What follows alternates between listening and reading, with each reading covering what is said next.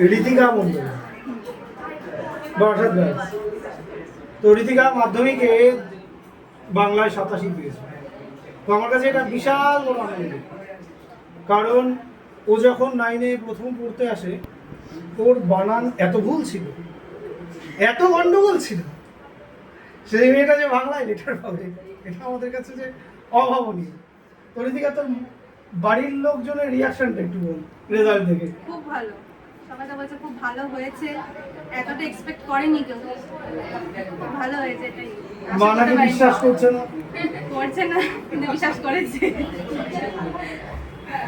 ভালো বলছে। তো ঋতিকার আমাদের কাছে বাংলা পড়তে গিয়ে পজিটিভ দিকগুলো কি?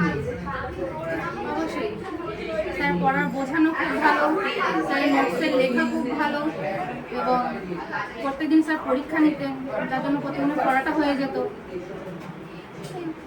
তার জন্য খুব ভালো প্র্যাকটিস হয়েছে আমাদের। ওদের সিলেবাস কবে শেষ হয়েছে?